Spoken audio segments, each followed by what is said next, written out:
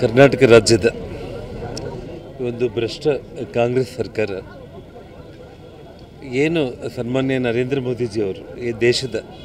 ನೆಚ್ಚಿನ ಪ್ರಧಾನಮಂತ್ರಿಗಳು ಈ ವಕ್ಫ್ ಕಾಯ್ದೆ ಅನ್ನೋದನ್ನು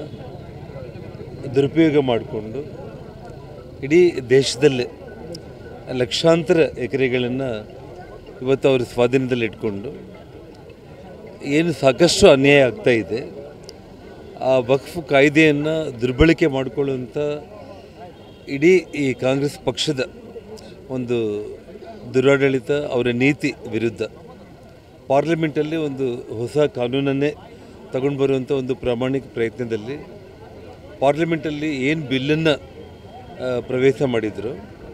ಇಡೀ ದೇಶದಾದ್ಯಂತ ಆ ಬಿಲ್ಲಿನ ಬಗ್ಗೆ ಇವತ್ತು ಚರ್ಚೆ ಮಾಡುವಂಥ ಒಂದು ಸಂದರ್ಭ ಬರುವಂಥ ಈ ಪಾರ್ಲಿಮೆಂಟಲ್ಲಿ ಆ ಬಿಲ್ಲನ್ನು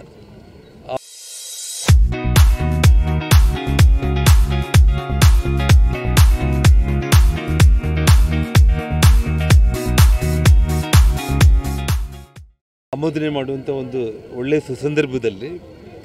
ಕರ್ನಾಟಕ ರಾಜ್ಯದ ಕಾಂಗ್ರೆಸ್ ಪಕ್ಷ ಒಬ್ಬ ಜಮೀರ್ ಅನ್ನುವಂಥ ಒಬ್ಬ 420 ಸಚಿವನನ್ನು ಮುಂದೆ ಇಟ್ಟು ಇವತ್ತು ಇಡೀ ಕರ್ನಾಟಕ ರಾಜ್ಯದಲ್ಲಿ ಎಲ್ಲ ಅಮಾಯಕ ರೈತರ ಭೂಮಿಗಳನ್ನು, ಒಂದು ಮಠಮಾನ್ಯಗಳ ಒಂದು ಭೂಮಿಗಳನ್ನು, ದೇವಾಲಯಗಳ ಭೂಮಿಗಳನ್ನು ಎಲ್ಲವುದನ್ನು ಕೂಡ ವಶಪಡಿಸ್ಕೊಳ್ಳೋದ್ರ ಮೂಲಕ ಏನಾದರೂ ಪಾರ್ಲಿಮೆಂಟಲ್ಲಿ ಕಾನೂನು ಆ್ಯಕ್ಟ್ ಪಾಸ್ ಆಗಿಬಿಟ್ರೆ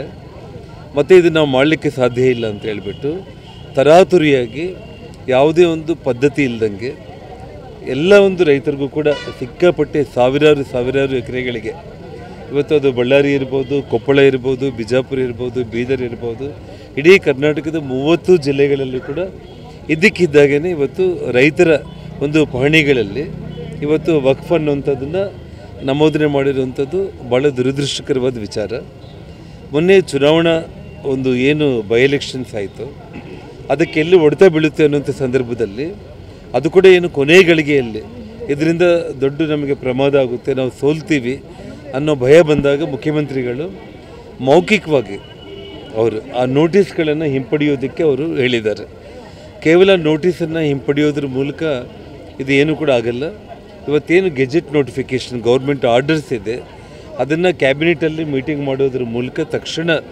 ಎಮರ್ಜೆನ್ಸಿ ಕ್ಯಾಬಿನೆಟ್ ಮೀಟಿಂಗನ್ನು ಕರೆದು ಅದನ್ನು ರದ್ದುಗೊಳಿಸಿ ಇದೆಲ್ಲವುದನ್ನು ಕೂಡ ಸರಿ ಮಾಡುವಂಥ ಒಂದು ಕೆಲಸ ಮಾಡಬೇಕಾಗಿತ್ತು. ಅದೆಲ್ಲವುದು ಕೂಡ ಮಾಡದೇನೆ ಅವರು